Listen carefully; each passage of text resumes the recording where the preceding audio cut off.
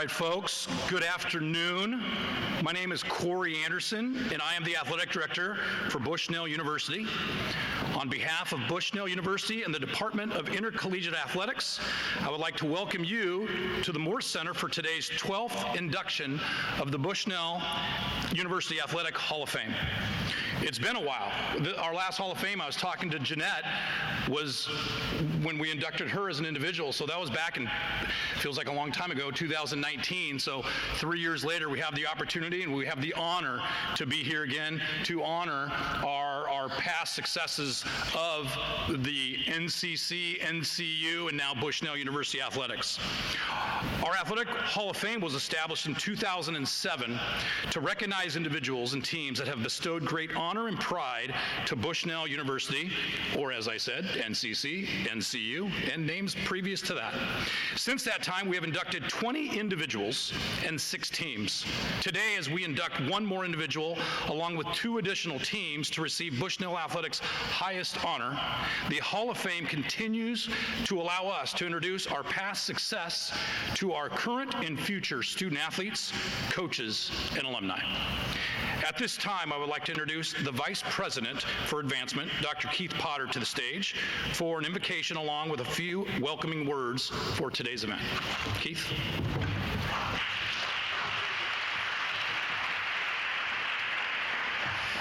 On behalf of President Joe Womack and the administration of the university, it's just such a privilege to be a part of moments like this. Last night we had a spring concert where our musicians put their extraordinary talent, their discipline, and their teamwork on display. We don't have a music hall of fame. It would be interesting if we did. Many of them have gone on, will go on, I'm quite sure, to the industry that they've prepared for, either as teachers or as performers or as worship leaders or perhaps in an avocational way. But how wonderful it is that their time here, learning those skills, again, those disciplines and that teamwork, can carry them forward as beacons for the rest of their lives. We feel the same way about our athletes, and we do have an Athletic Hall of Fame, where we can recognize those disciplines and those skills and that teamwork years, and in some cases many years, after our student athletes have gone on to serve in other aspects of life. Some of our athletes do stay in the industry as coaches, as athletes. Some it's an avocational thing that they continue to pour into, but for all of them, again, skills, disciplines, teamwork, these are values that carry us forward, along with wisdom, faith, and service for the rest of our lives. I want to say congratulations to the recipients today. I want to say hello and God's best to the athletes today who represent the university and for all who come as guests. Let's start with prayer. Gracious God, we're grateful for the ways you've gifted us for this life, for the unique distribution of gifts that allows us together to be a strong body and to represent you well as your lights, your beacon in this world. Dear God, we thank you and ask your blessing on those who will be inductees today into the Hall of Fame. We pray your blessing on their health, their families, the things that they apply their extraordinary commitments to these days. We pray, dear Lord, that this would be like wind in their sails as they continue to go out and make a difference as beacons in the world. For the rest of us, help us to draw continued energy and courage from the things that we see, the stories we hear, and we, of course, ask you to be very present during this ceremony. We give you thanks in the name of Jesus Christ. Amen.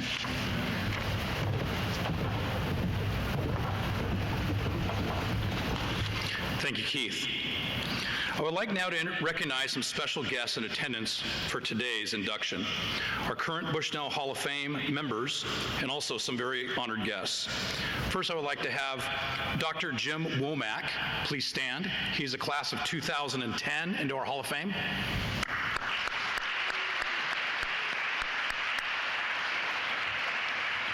And also being honored here today as a part of the 75 volleyball team, Jeanette Schofield McHarness, part of the 2019 Hall of Fame.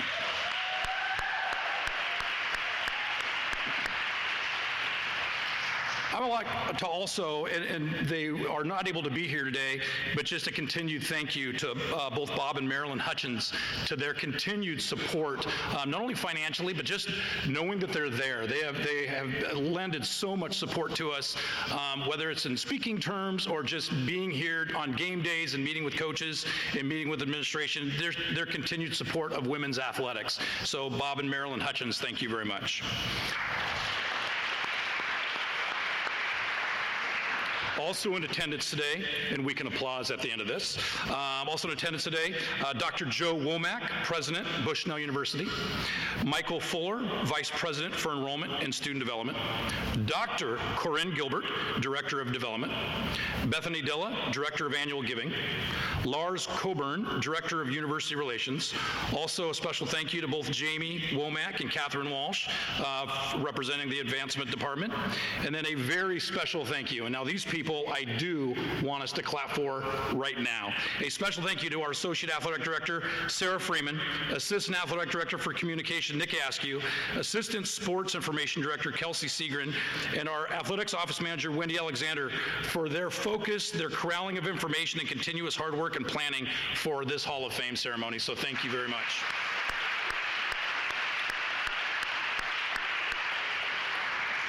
At this time, I would like to invite Sarah Freeman to the podium for opening remarks.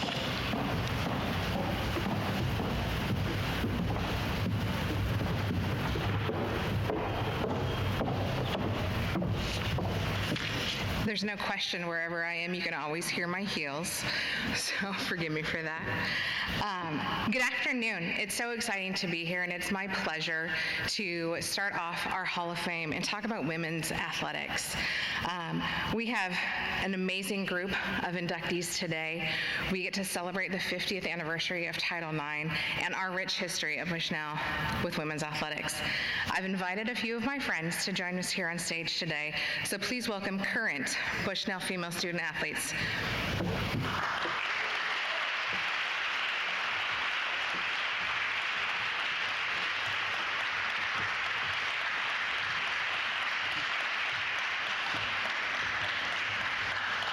I've asked these women to join me on stage for two reasons. One, I want you to see what athletics looks like, and they're a representation of the hard work that many of you have done in this room to get us to where we are today. The second reason, so you have something else to look at other than myself. So there's that.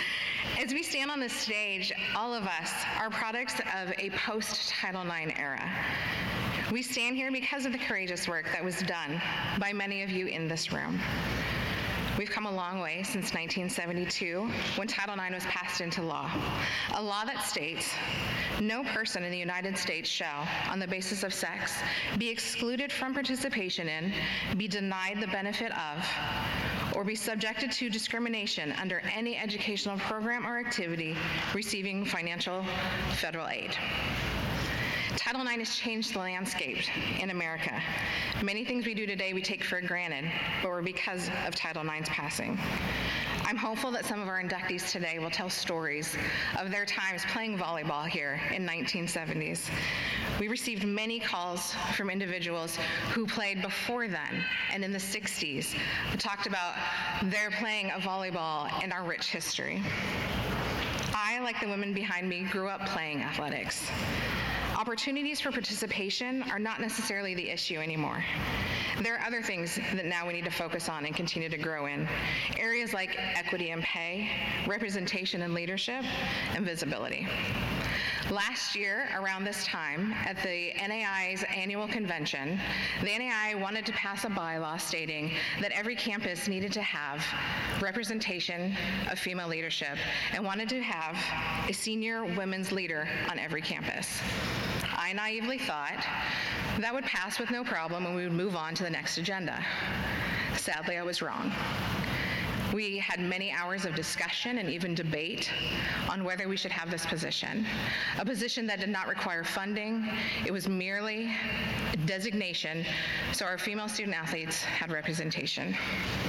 One athletic director, in his own words, said, "We cannot hire women. There are no women here for us to hire." He was not alone. There are many athletic departments that then chimed in to say, we have no women on our staff. I'm thankful to say that the NAI and the athletic directors and the presidents of the NAI did pass this in. Starting this next fall, there will have to be a senior women's leader on every campus, so our women have representation. Women's athletics, like enrollment in college, is about 60% female. Our women need people to look up to. They need to see them in administration roles and in coaching roles. And for me, one of the things that was so shocking and that I found hard to understand was because I'm at Bushnell. We live in the Pacific Northwest, and we're part of the Cascade Collegiate Conference. We're part of a conference that empowers women. Within our conference, there are 5 female athletic directors. There are numerous assistant and associate athletic directors, athletic trainers, sports information directors, and women in leadership, including myself, our 2 athletic trainers, and our assistant sports information director. Our women get to see women every day in the athletic field, and we're blessed because of it. The landscape has changed. It's taken its time, it's gradual, and we still have work to do. But today our celebration is about the past and about the women who have paved the way so that we could be here and our rich history. So now let's talk about our timeline. Our timeline, which as I mentioned, started before 1972. There were women on campus playing volleyball in the 60s. In 1971, previous to the passing of Title IX, intercollegiate athletics started with volleyball at Northwest Christian. We also had men's basketball at the time. In 1972, a year later, Title IX was passed. In 1975, a class that we are celebrating today, the Crusaders volleyball team went undefeated to win the PNCC championship. In 1999, women's softball began. In 2004, intercollegiate women's basketball began. As you'll hear throughout this timeline, something that I'm so proud of for us is that we have so many firsts on this campus that were done by women. In 2006, we joined the NAI and the Cascade Collegiate Conference, which is also when intercollegiate volleyball returned with the addition of women's soccer and women's cross country. In 2007, women's golf began. In 2011, women's cross country became the first team to qualify for an NAI championship. Again, a first for our campus, and it was a women's team. In 2011, I was also named Assistant Athletic Director, a first female administrator for us. In 2013, intercollegiate track began. In 2014, women's cross country won its first CCC championship. In 2015, women's cross country won the NAI National Championship. You can see throughout this, as I'm going through the timeline, why we're inducting Dr. Heike Mcniel into our Hall of Fame. In 2015, I was also named Associate Athletic Director.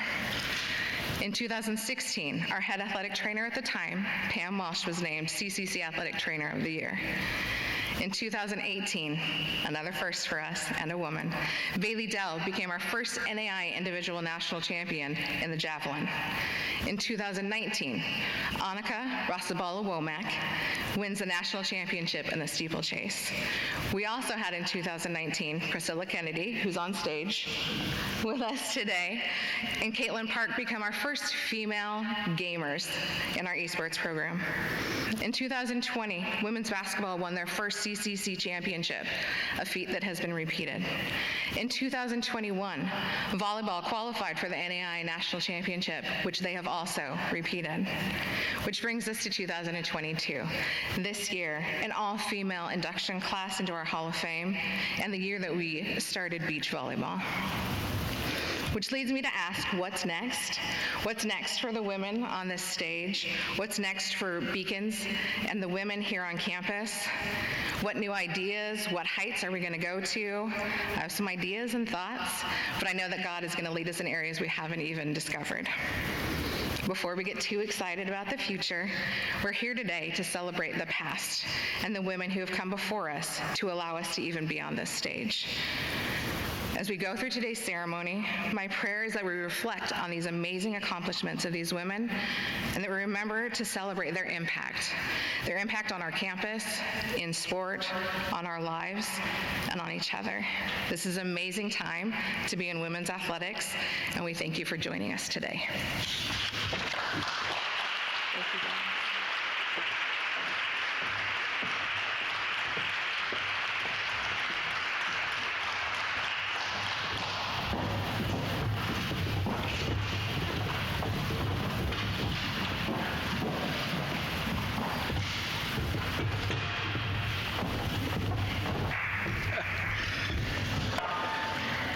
Thank you, Sarah Freeman.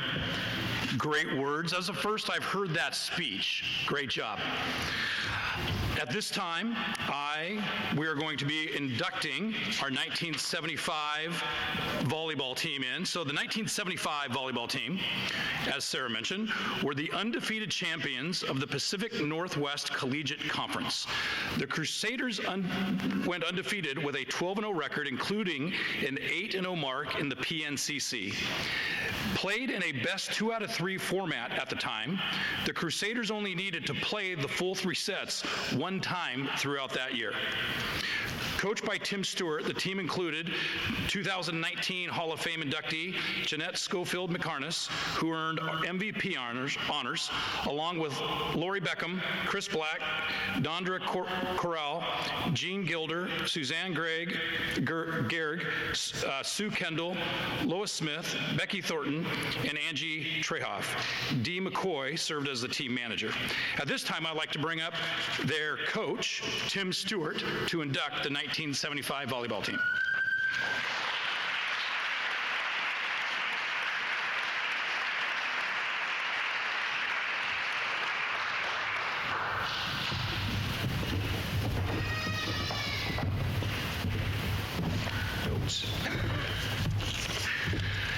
Well, Sarah, you did a lot of research, and I just have my memory, and that's a sad thing because I turned 70 this year and things happen. 47 years ago, I was blessed with the opportunity to coach our 1975 women's volleyball team. They had a physical agility that was fantastic, as the record indicates. They had an athleticism, every member, that was incredible. They could play anything. They were good at serving. They could be at the net. They could spike. You name it, they could do it. Any coach would be proud to have worked with them. They had a competitive commitment, which means that before every game, we would go over, what can we do to make it better this time? During the game, what do we need to do to make it better this time? After the game, what could we have done? You get the idea. It was a commitment to be the best we could be.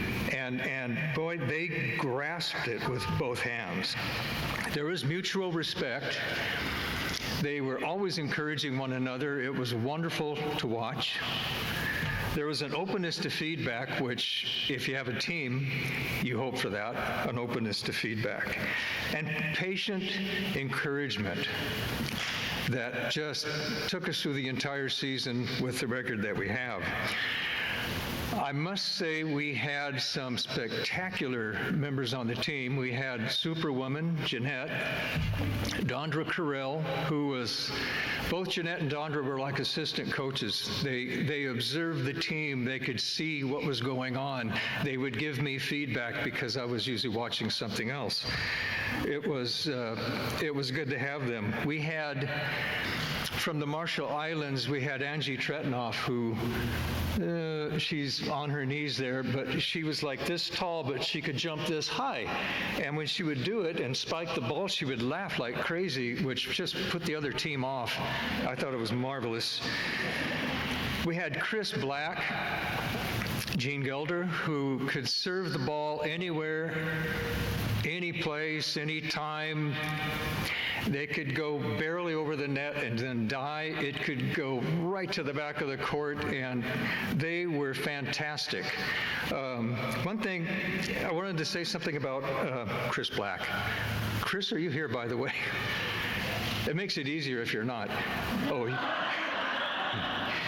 what we used to do, I used to watch how we played, and I would look at what's a possible thing we could improve on. And there was one thing I noticed the year before I started coaching is when the ball would be spiked over our net, sometimes we'd back off from it. And I thought, what would really help? Well, this is what would help. I put a chair above the net, and I would have the team here, and I would have the volleyball, and I would lob it at them and say, okay, here's a spike coming at you. I want you to bump it, set it, and then somebody will put it over the net. Chris wasn't quite ready, and so when I threw the ball, it hit her like here, and I thought, oh my gosh, I've killed my team member, and she had this shocked look like, and then she went like this, and I thought she's going to grab me and say, do that again, punk, but she didn't do that. Instead, we simply kept up with these kinds of exercises and became such a good team. So those are my words. 1975 women's volleyball team, congratulations on your induction into the 2022 Bushnell University Athletics Hall of Fame. Thank you.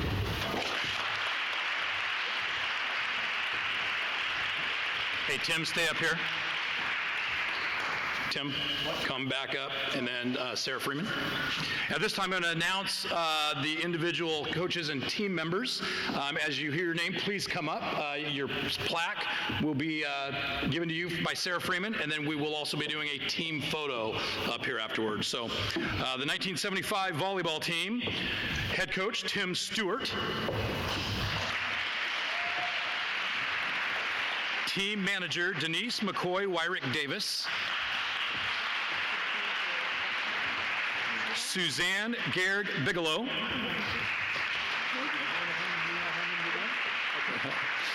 Lori Beckham Bradley.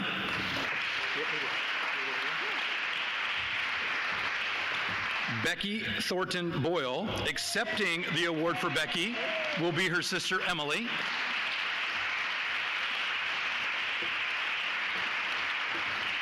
Dondra Carell Blood. Sue Kendall Ellis. Chris Black Cronmiller. Jeanette Schofield McCarness. Jean Gelder Shepard. Lois Smith. And Angie Tretoff. Your 2022 Bushnell Athletics Hall of Fame 1975 volleyball team.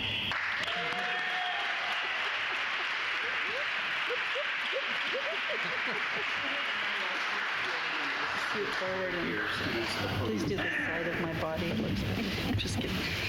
Yeah, make sure you get our good sides. Yeah, that was a good side. Okay, looking right here. 1, 2, 3. Thank you. Yeah. Ladies, and there's a mic here if anybody has anything that you want to add. So, I'm not saying anybody I has. talked enough 2 years ago. I forgot, I wasn't here. I'm still in trouble. Come on. Chris is going to talk. Perfect. She's going to represent us. Well, I don't know that I'll represent us, but just to represent the university and all that they did for all of us, because it wasn't the athletics, I think, that was the most important. I think it was the friendship and the Christian education that we really valued. So thank you. Good job.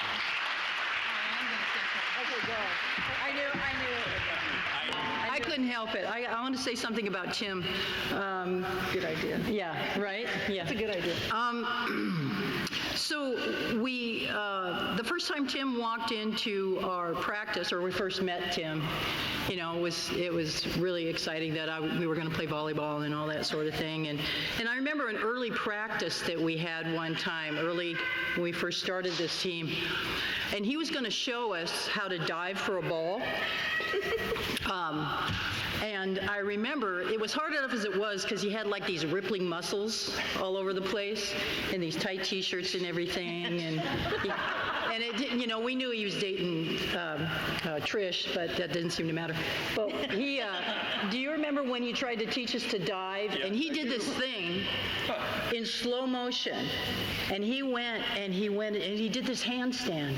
And his legs were up in the air.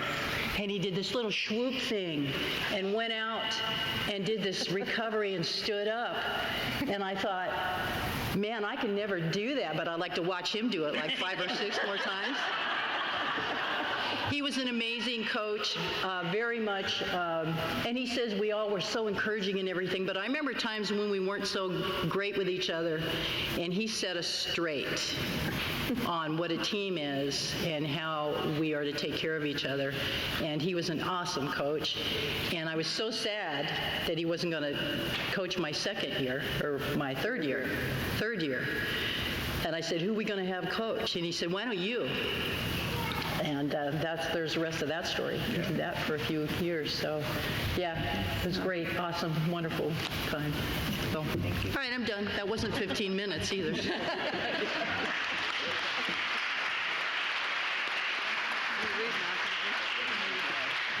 Can we leave now? No, all right, you can stay.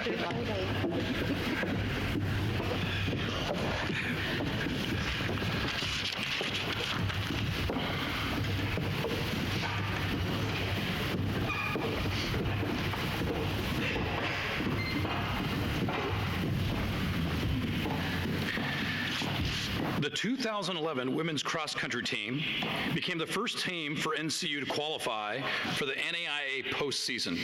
Ranked in the NAIA coaches poll for the entire season, the Beacons climbed as high as number 3 in the nation. They went to finish in 3rd place at the conference championships and 4th place at the NAIA championships. Coached by Heike Mcniel, the Beacons were led by All-American seniors Brittany Peterson and Stephanie Hescock, who finished 16th and 20th respectively at the NAIA championships. Also competing at the NAIA championships were freshmen Emily Svensson McLean, freshman Allie Manley, sophomore Ashley Kinney, freshman Heidi Gorey, and junior Sierra Shore Knoll. Other members of the 2011 team were freshman Allison Duvenes, Patty Martinez, sophomore Katie Peterson, junior Anita Fernandez, and senior Riley Swanson. At this time, I would like to bring forward Coach McNeil to induct the 2011 women's cross-country team.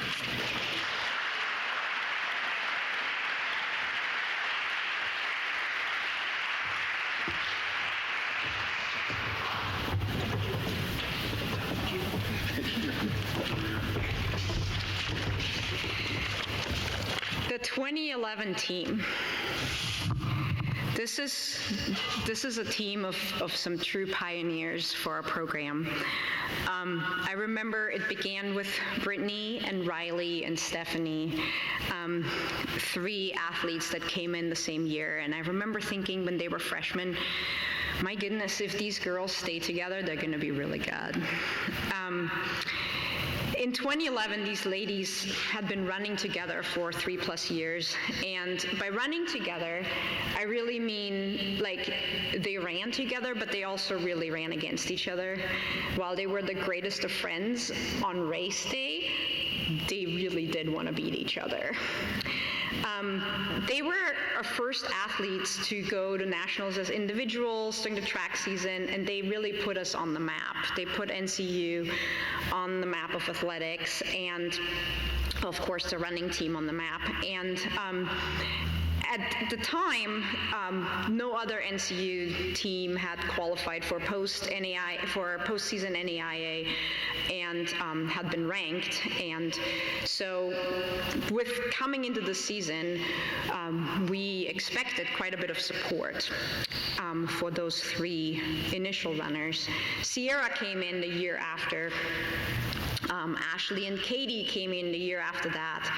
And pretty much at that point, everyone in the conference knew there was a team that needed to be reckoned with. In 2011, Allie and Emily came in as freshmen, and Heidi transferred in from UP. Allison arrived from Washington, and Anita transferred in. And together, they were quite strong.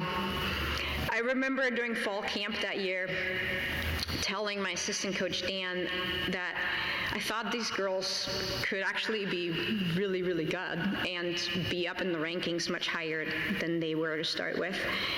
I'm not sure they knew that at the time. Our front runners, they'd been getting out there, and they definitely got some company that year, at least at the workouts. I also remember that was the year where Stephanie, one of our top athletes at the time, was recovering from a procedure that she had over the summer. So, you know, we were carefully optimistic. And then we hit our season opener. At University of Portland, Britt started the season with a new school record, and then our little freshman, Allie Manley, also beat the old school record, and breaking her 18 minutes in her first collegiate race and taking 6th in a Division I field. Ashley and Sierra hit a PR that day as well, and that point we knew that this group of Lady Beacons had something really great to look forward to. Whew. At this point in the first race, Stephanie wasn't able to race, and we knew she was going to come back and get stronger as the season went on. The second meet, we went down to Southern Oregon, and we saw Britt and Allie and Steph took 2nd and 3rd and 4th. Ashley took 8th that day. In her first ever collegiate meet, Emily took 10th. And the Beacons flat out won the Cascade Collegiate Conference Preview. Now, what you may not know was that at that time, the Cascade Collegiate Conference was dominating the NAIA. And we had number 7 national ranked Concordia and number 8 in the nation, Southern Oregon, and we had just beat them. They made a big splash, and really, it was not just our top scorers, but it was the back. It was Heidi, Allison, and Riley that came in so close that made the depth of that team look really, really scary to everyone else. And I remember other coaches coming up to me and starting investigating about our team. And for the first time ever, we needed to know and worry about national rankings, which if you know cross country, you know how weird national rankings are. The problem is you have this ranking, but you actually don't really want your team to run all that awesome in the beginning of the season, because the idea is you get stronger as the season goes on, and if you show up too early, you're too strong too soon, you won't be able to peak when it comes down to nationals in November. So ideally, you kind of ramp up, and you don't want to be that good in the beginning, and yet, you know, in the middle of the season, your athletes are going to kind of feel trashed most of the time, to be honest, because, you know, coach is pushing them at every single workout. They're giving everything they have, and yet they have to worry about what these numbers say, because in the end, during cross-country season, your ranking determines whether you get to go to nationals at the end of the season. And boy, did we have absolutely no clue just how important that ranking was going to be at the end of the season. So we tried to figure out how to best talk to the team about the rankings, and, you know, we pretty much just told them that. They were a little bit strange, and I remember there was a lot of coaches on the East Coast that get to vote. There's more teams, more schools on the East Coast, so there's a lot of more voting going on. And what happens is they don't really know what our cross-country meets are like, and so they just look at the times. And most of the Oregon teams, when you look at their team times and, you know, the race times that they run, it's kind of slow. But guess what? They're used to, in California, where people run on packed dirt and sidewalks, which is nothing like what we do in Oregon when we run up random hills and get your feet stuck in the mud, and if you're lucky, it doesn't take your spikes off. So there was not really a good way to compare that. And so we knew that that was important when we went into our next big meet, which was the Willamette Invite. At the time, that was the biggest meet in the entire Northwest. And traditionally, a lot of highly ranked team would show up. We, at the time, were ranked number 5 in the nation, and I'm not gonna lie, I was shaking in my boots before that race. I very much remember that day, because that race could have very easily dropped us all the way out of the rankings if it didn't go well. That's not how the story went, though. Allie Manley finished the top collegiate runner in the race. Britt, Steph, and Emily not far behind. The Beacons took second to only the University of British Columbia, and they beat number 3 ranked Biola quite handily. It was Ashley, Allison, and Heidi that had outstanding races and ran big PRs, and again made the team look incredible with all that depth. It was pretty exciting to see them. We were missing Sierra and Katie that day, and it was fun to see other ladies pushing up and taking their spots and working for the team. We were pretty excited for the next couple weeks. We were ranked 3rd in the nation at one point. Things were going pretty well until, and this kind of always happens in the Willamette Valley, like right around the end of October, the flu season hit. So when you're a small squad, what do you do when half of your team has the flu? Well, you do your best, and that's what we did. The one big question mark going into our next meet was the College of Idaho. The College of Idaho was a traditionally really, really strong, extremely mentally tough team, and a lot of times got underrated because they competed at altitude for a lot of their meets. And so we knew we were going to see them at the Concordia Puma Classic. And that first meeting did not go well.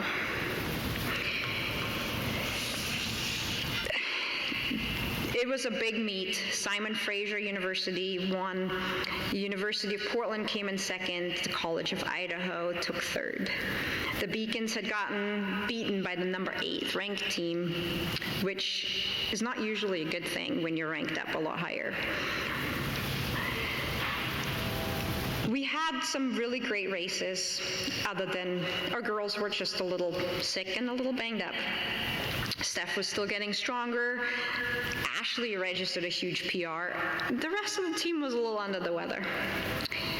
We continued to struggle a bit, and we worked on closing a gap that we kind of had between our 3rd and our 4th runners. And in the following weeks, I saw some ladies that worked incredibly hard, and it was an inspiration to watch them run every day. We developed that strong second pack after our lead 3, and those girls were making each other stronger every day. The attitudes were amazing. That team was in it together. Everybody pitched in and did the work. We hope to be ready at the conference meet and show that we deserve to be back up in the rankings and deserve to go to nationals. And we sort of kind of fell short a little bit there too. The College of Idaho won the meet, followed by Concordia. Britt and Steph took 5th and 6th and earned all conference status. The team took 3rd in the conference, which was an exciting day because really that was the best that any Beacon team ever did in history, to take 3rd at the conference meet. But it was really hard to be excited about that because we knew that we were capable of beating all these other teams. And it's hard when that doesn't pan out. We had to go home and wait until Monday to wait for them to announce who had qualified for the national meet. And fortunately, because of how well we had performed early in the season, our ranking remained up there and good enough to go to Fort Vancouver to race for the final time that season. We mostly rested between a very hard and difficult conference race. I remember it was a golf course in Ashland, which, by the way, hasn't been used for a conference course since because it was deemed too hard. It was very hilly. You guys will remember that cold and windy day. It was pretty horrible conditions. So we did something that was maybe not the usual thing to do between your conference and national meets. We sat on our butts a lot. We needed to recharge mentally and physically, and this team did. On November 19th, 2011, this team stood at the starting line. Those who weren't running stood at the sideline, but everybody looked equally scared. There's just something when you stand on the line with 350 other athletes and you realize that those are the best runners from all these other places all over the nation. And I think our ladies knew very well what they were capable of, but it was still a first, and it was still a scary experience. They knew they needed to fight, and fight they did. Britt and Steph became All-Americans that day. Freshman Emily ran a huge PR at Nationals in the mud, deep mud, followed by Allie closely. Ashley ran a huge race, and Heidi and Sierra finished within 1 second of each other, pushing each other as hard as they could every bit of that race. When everyone finished, I started doing the math. And in my head, I calculated that we may have landed on the podium, but I wasn't sure. There wasn't such a thing that we're used to now, where you have instant timing and all the teams are listed. So it took a while for them to consolidate all the results, and the girls, all they wanted to know was, did we do good? Did we do good, coach? How did I run? And I kept telling them, I think we did really well. And at this point, I knew that we had landed on the podium, and I just told them, I want you guys to go back to the hotel, take a shower before we go to the ceremony, because I knew I wanted them to look their best for this. You guys remember this, don't you? The best part of the season was the moment after, in the ceremony, after all the All-Americans were honored and the results were publicly announced, starting with the last place and going up. Because I could tell as soon as they hit about 10th place and they kept announcing 9th place and 8th place, and after every single place was announced, the girls were just like looking at each other like, oh my gosh, they still haven't said our name. The look on their faces when they were called to step up to the podium and receive their 4th place trophy was absolutely priceless. The Beacon team had finished 4th in the nation at their first ever appearance at a national championship. We were so proud of this team. Cal State St. Marcos won the meet, Azusa Pacific took 2nd, and in 3rd place came the University of British Columbia. 1 point ahead of the Beacons, which that is a whole other story I'll save for a later time.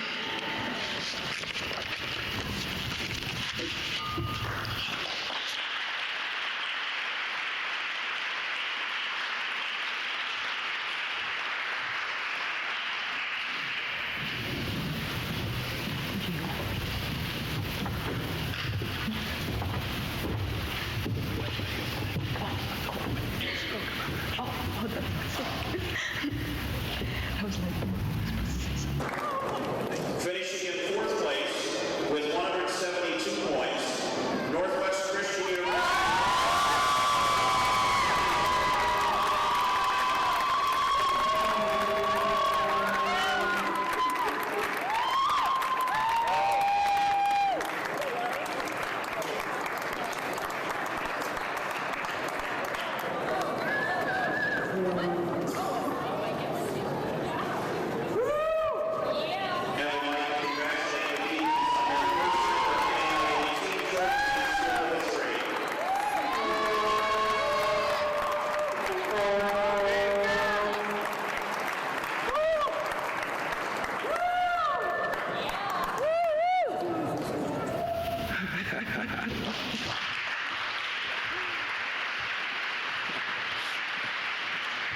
To show what a fantastic coach and timing Heike has, she did not know we were going to play that video.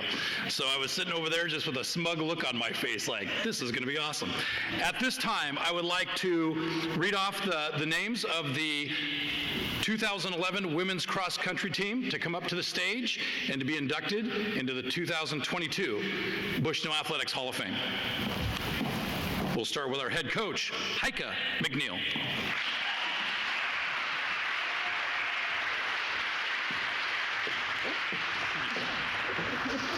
We'll collect you over on the side. Okay. Assistant coach, Dan Jackson. Emily Svensson McLean Bear. Riley Swanson Bell. Allison Duvenez Booth, who actually just had their first baby this morning. So I can send a picture of that earlier. Anita Fernandez. Heidi Gorey. Stephanie Hescock Green. Sierra Shore Knoll Homley.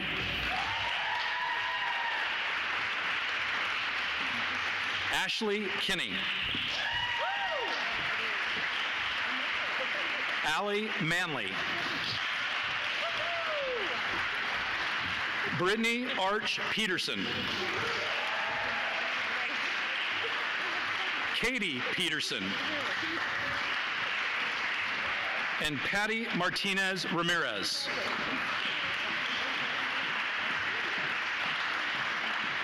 Ladies and gentlemen, the 2011 women's cross country team, newly inducted to the Bushnell Athletics Hall of Fame.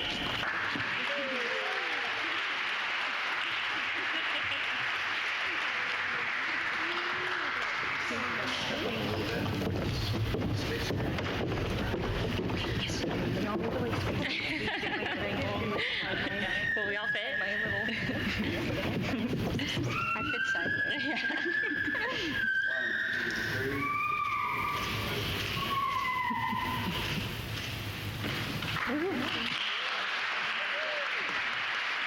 Ladies, microphone if anybody wants a few words. We already voted you. I was chosen to say a few words on behalf of the team, which provides me with an excellent opportunity because I'm sure I'll never win any more awards in my life. As Heike's up here talking about the team, I was just thinking about all of the hundreds of things I could say about this team and that season and how much running as a whole means to me. But the thing that I really wanted people to leave with is just how important it is that we support each other. I have had the opportunity to coach at a local high school for the past 6 years, and it's been just a joy to me. And all of the things that Heike says about the value of every single team member from the top to the bottom, and the importance of knowing that growth isn't linear. And also, as I'm looking out here at all of our family members who have flown across the country to watch us at cross-country meets, track meets, and taking care of a lot of dirty spikes and shoes in the back seat, just also how important it is to have the support of your family and friends as well. So I love the sport. I love all of these women. They've all accomplished amazing things even since they've graduated, and I'm so thankful that they get to be celebrated today. So thank you.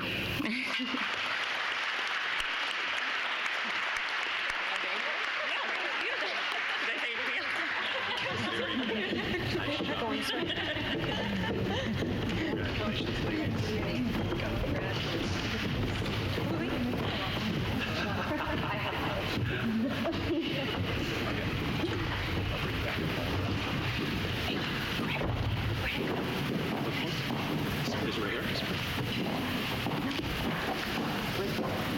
Oh, Brittany took it.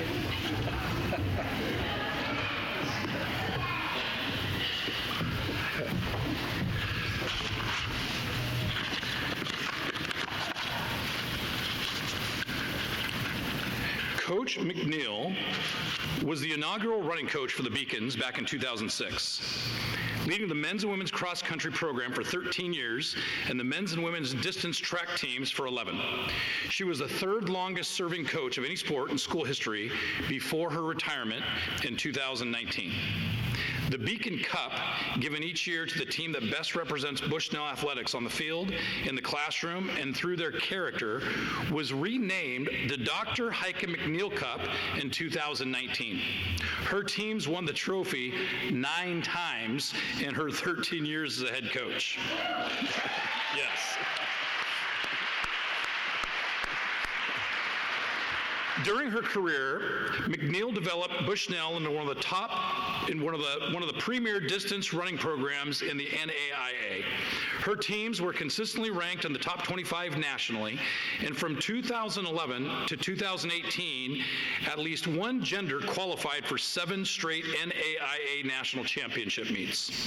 McNeil was the architect for Bushnell's first Cascade Collegiate Conference championship in any sport, winning the 2014 title. It was the first of 3 straight titles for the Beacons, with McNeil being voted the CCC Coach of the Year all 3 times. Under her guidance, the Beacons finished 4th in the NAIA in 2011 and 3rd in 2014, 2nd in 2016. The 2015 season will go down as the best ever, with Bushnell collecting their first ever NAIA national championship, with McNeil being named the National NAIA Coach of the Year. During her career, she recruited and coached 59 all-Cascade Conference athletes and 11 individual CCC champions, along with an incredible 30 NAIA All-American performances and over 60 NAIA Scholar athletes. McNeil becomes the 5th individual woman to be inducted into the Bushnell Athletics Hall of Fame. Normally I'm reading that, and then someone else comes up here to induct the recipient, and I am beyond honored that Heike asked me to do her induction, so you get me on the microphone for a few more minutes. I want you to look up here to your left, up here in the rafters, and not at the screen, in the rafters, those banners. Those banners all represent Coach Heike Mcniel. Those banners were strategically placed there as we garnered our very first one, so when people walk through the main entrance into the gym, whether it was into a game, whether it was just, it could be a recruit walking in, whether it was a student, that door over there is the one that's always unlocked, so when you walk in, naturally your eyes go across. That wall is seen by every recruit through today and will continue through tomorrow. And that wall represents the greatness that is Coach McNeil. I remember back in 2005, and I was recently hired as our athletic director, and I'm sitting in Michael Fuller, our VP's office, and we are hiring multiple coaches. As Sarah mentioned, we're trying to start soccer programs, cross-country programs, bringing back volleyball, and Heike, we knew she ran, and Michael knew Heike better than I because he'd been here for a few months before I, so we knew we had somebody on staff, here was a professor, coach teaching chemistry, biology, exercise science. We knew that she was a runner. And so we asked her to be on our hiring committee for a cross-country coach. Little did we know we would bring I don't remember how many interviews we had, but it was more than 2 or 3, and it never quite felt right. And at one point, I remember Michael looking at Heike and just going, "Heike, can you do this?" And of course, Heike gave us one of those famous Heike looks, and you know exactly what they are over there to our girls. And it's kind of like, "Are you kidding me?" And I don't even remember what came out of her mouth, but I'm sure it was pleasant. And I don't even remember if the answer was yes. I think it took a few more meetings or conversations, but soon Heike agreed to be our men's and women's cross-country coach. And I wrote a quote on this. and I know it's not accurate, but it had something to do with, I don't know what I'm doing. I don't know what I'm doing. I don't know what I'm doing. This went on for probably about 13 of her years, and I was like, Heike, trust me, you know what you're doing better than anyone else that we've ever had do it, let alone nationally. But those first couple years, I mean, it was Heike's humbleness, Heike's energy, Heike's she's just smarter than a lot of people, I'll say that. She works harder than almost everybody, and she just has a drive, which if any of you follow Heike on Instagram or whatever social media, she still has that drive. I'm always amazed when I'm like proud of myself for playing, hey, I played golf this weekend, and Heike like ran the Seven Sisters and went back down and got on a mountain bike, and then her and Dave went rafting, and I mean, she did like 3 or 4 weeks worth of stuff in a weekend, and I'm like, and I went golfing this weekend. So I think one of the things that Heike really brought to the table for us was just that the being able to synchronize being a professor and being a coach. As a professor, and again, her subject matter, biology, chemistry, exercise science, she was tough. And Heike and I, matter of fact, I think about this often. Heike and I have a really, really good relationship because she was never a professor of mine. And I'm thankful for that because I hear stories of her students, whether they're a student athlete or not. So I know Heike is as tough in the classroom as she is as a cross-country and track coach. And I think that what she was able to do on our campus, not only with her cross-country and track kids, but with all of her student athletes, she made them better, and she held them accountable. And I don't care if you were on the soccer team, cross country, or volleyball, Heike was your toughest coach.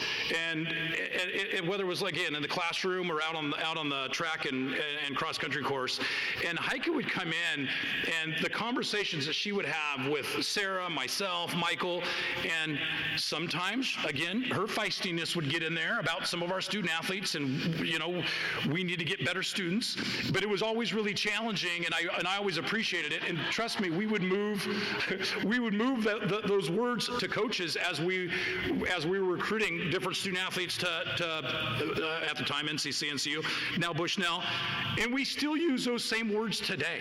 We challenge our coaches to bring in kids that fit who we are from a theological background, to come in and fit who we are from an academic institution. And Heike today, as a retired coach, serves as our faculty athletic rep. So she still has a very strong relationship with our coaches, with our student athletes, and still the same accountability, the same conversations happen now that happened then.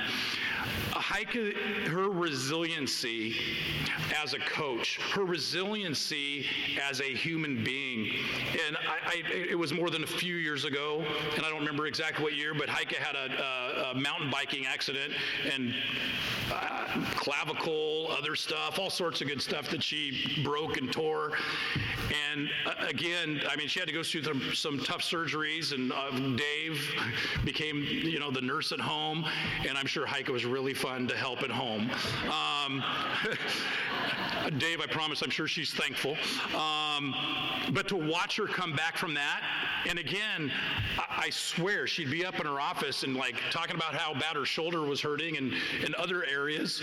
And then all of a sudden I look at social media like 3 days later, and Heike went to the Steen Mountains and ran it backwards and rode a mountain bike up again. I was like, how do you do this, Superwoman? Heike also has, as a coach, we work with our students and our teams through levels of adversity. And obviously Heike medically has had some adversity, a lot of adversity more recently. And again, to be able to watch her come back from that and to battle those adversities and to defeat those adversities and continue to be proactive, and not only in her own health and getting healthy, but again, I go back to watching Heike on social media and seeing all the things she continues to do. And I know right now, career path-wise, too, things she's moving getting into as far as professional coaching and doing different things. So it's pretty amazing. I have a couple of things I want to read. What Coach McNeil has accomplished here at Bushnell, building and sustaining success, is nothing short of amazing. This was accomplished because of Heike's leadership and knowledge, along with the hard work of her assistant Dan Jackson in the areas of training and recruiting. The team reached the pinnacle of the sport in 2015 with the national championship, but the foundational success of her programs have been evident with strong conference and national results before and after this accomplishment. Bushnell's cross-country and distance teams have always represented Heike's foundation of hard work, determination, and sportsmanship, while always displaying their Christian faith in the community and in competition. The respect and admiration that our distance running program has from a conference and national level is unprecedented during this NAI era of Beacon Athletics. McNeil has been at the forefront of holistic coaching, representing NCU's, Bushnell's, triathlete model. Michael Fuller, our Vice President for Enrollment and Student Development, said, Heike has built a program with a culture that is the epitome of what we strive to build and achieve here at Bushnell. As a program that is Christ-centered with a focus on academic success, strong character, and both team and individual results.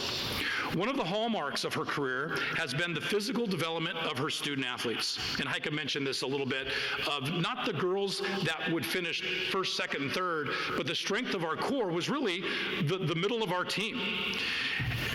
There are countless examples of athletes that came into the program with raw talent and became truly athletic and competitive runners by their senior year. Heike has the uncanny ability to get the very most out of her student athletes, said Fuller, meeting each of them where they were at, making them better runners, better students, and better people. My favorite moment over the years has been watching Heike take very determined and gritty runners who maybe have been raw in their skills and abilities and helping them take this grit and determination to become amazing runners. I have seen her do this over and over again, which is an indication of what a talented and terrific coach Heike is. At this time, I would like to bring, I don't know why I'm tearing up. At this time, I'd like to bring forward Dr. Heike Mcniel to be inducted into the 2022 Bushnell Athletic Hall of Fame.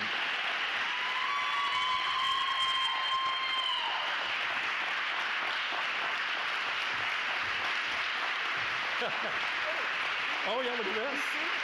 We've got a very cool Letterman's coat for her. And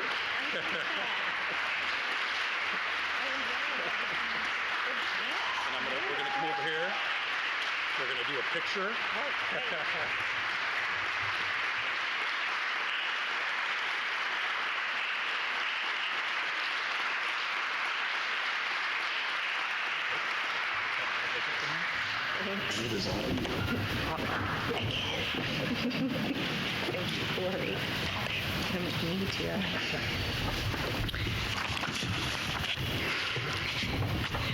Well, as Corey said, I started coaching after Michael Fuller had asked me how I would feel about taking on a collegiate cross-country team when I was actually on the committee to hire a new coach for this team. I had absolutely not the slightest clue or faintest idea of what I signed up for. And that is the honest truth. I thought I was going to use my experience and background as an exercise physiologist and take some athletes to the next level.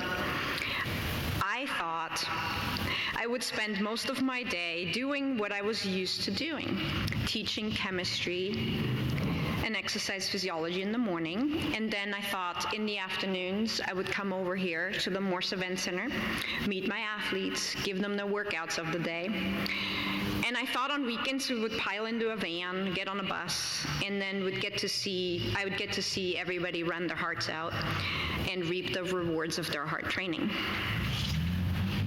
I had no clue, absolutely no clue. The first sign that I really didn't know what I'd signed up for was when I started, I had no athletes. duh. When you coach collegiately and when you coach at a little tiny Christian school that has never had a cross country or any other collegiate running program, you have to go out and recruit athletes. I did not know how to do that.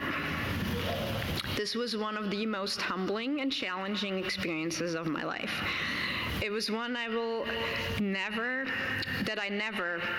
in all of my years of coaching, mastered. I vividly remember having a lot of massage therapists trying to loosen up the knots that had formed in my neck and telling me that they would just go away when the stress went away. Ha, yeah, that had just started. I learned to come home from work and to call high school athletes. I shook a lot of hands. I talked to a lot of coaches and parents, and for an introvert, that was a lot. Eventually, obviously, I ended up with teams, and I got better at talking to athletes, got better at talking to the parents, and I pretty much knew all the stories the high school coaches were going to tell me, so that part was easier. Once in season, I was super excited to get everybody on my running program. I planned out and carefully structured the summer base building program for my first team to find out that when the team reported to fall camp, none of them had really followed my brilliant plan. I had a lot to learn. As the season went on, the men and women on the team became a part of my life. Every day, we talked about things like relationships and school, things that were pertinent and important to them. I saw that I would need to get to know these athletes on a very deep level to be able to get to a point to unlock their potential, to get them to trust me and to follow my plans, to get them to want to compete at their full potential. I will never forget the day that in a newspaper article, the University of Oregon had published a workout their cross-country team did. And coincidentally, that workout was similar to a workout I had the team do just recently. One of the women on the team had cut out the article. She was waving it around as she came to practice. She ran into the mech and she said, you guys, oh my gosh, we're actually doing real workouts.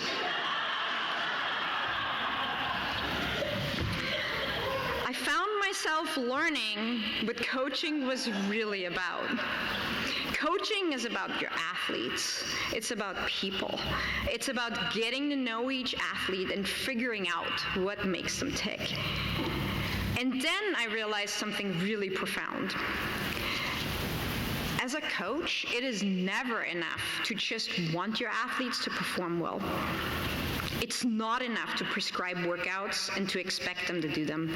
It's about getting to know your athletes, connecting with them, being part of their lives, helping them navigate this crucial time that we call the college experience. It's about loving your athletes. It's about meeting everyone where they're at. At this time, we also brought on Dan Jackson as an assistant coach, who definitely made this part a lot easier and was another great person who so much invested in our runners. Over the years, we brought in athletes that were in all sorts of different places, athletically and personally. Some athletes didn't need extra motivation. They would push themselves so hard that my job as a coach was to hold them back and make sure they don't hurt themselves. Others needed some motivation and they needed some pushing. And still others were on the team because they filled an entirely different role. They were support and structure of the team. Everyone had a different role on the various teams, and everyone came in with such a different background. But after they were on the team for a while, they all saw that they could be a part of this, that they could improve their running, and they all wanted to win. This coaching job, my friends, was not what I had expected. it was so much more. It was an incredible and a life-changing experience. I learned things I never thought I would learn. I was inspired by my athletes just about every day. Coaching is not a job. Coaching is a privilege. Being able to stand at the sidelines and watch your athletes literally chase their dreams is incredible. Getting to know each athlete was an amazing experience. Connections you make with people when you laugh and cry together, and we did a lot of that. Being the first one to talk to your athletes as they walk off the track, as they're either absolutely ecstatic about their performance or deeply disappointed by what they perceive should have been so much better. Because you know, for most distance runners, there isn't an in-between. Being that first person to talk to them when they walk off the track or the cross-country course is amazing. Memories were made, friendships were built that will last a lifetime. Coaching is a wonderful gift. Coaching changed me forever. Over the 13 years, we've had many wonderful teams, many successful teams. Little tiny NCU won a national championship. And I will tell you this, no one will ever know just how good it felt to be up on that podium and congratulate the University of British Columbia coach on his second place. I get to be competitive too, right?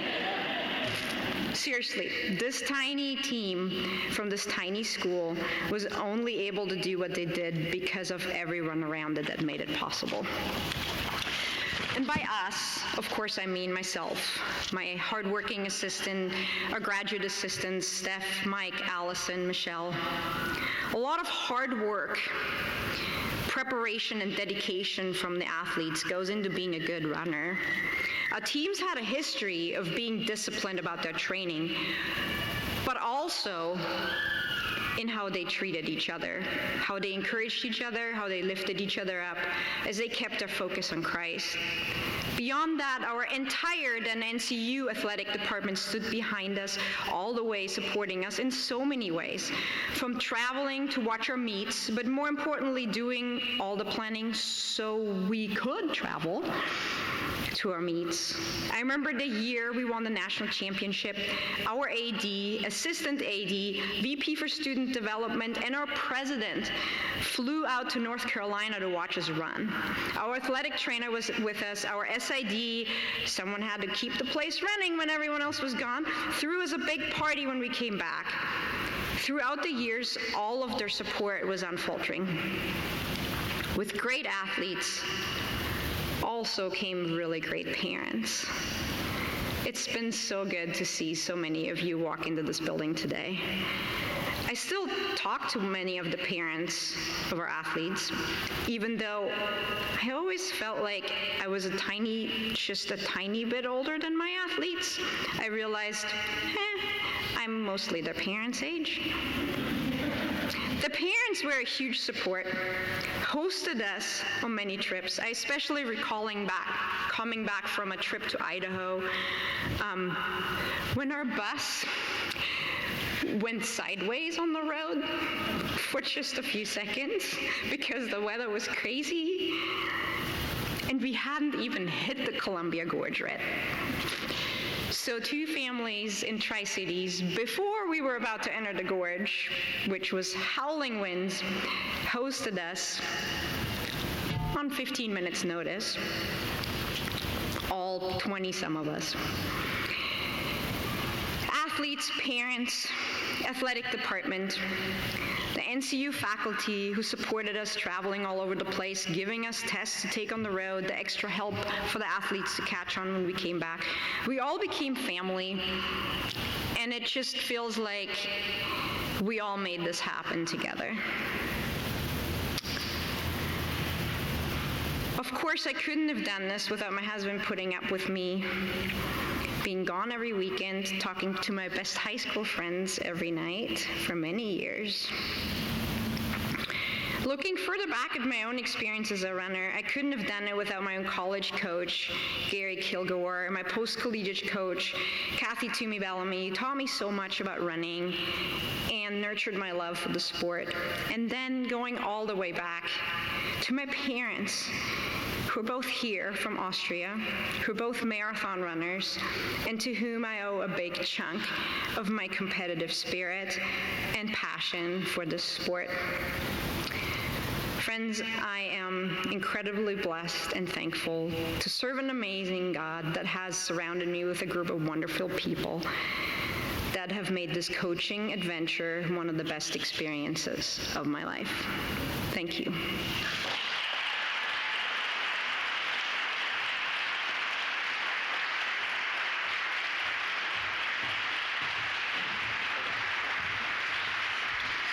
We do have an open mic opportunity. I know the stage can be intimidating, so we do have a mic down here.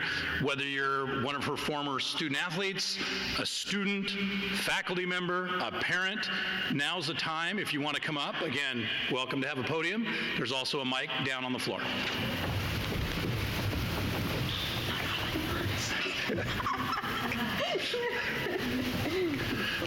Well, perfect. Just the opportunity. Obviously, Heike is still going to be here, so you can go up to her individually and thank her and give her a big hug. So, Heike, congratulations.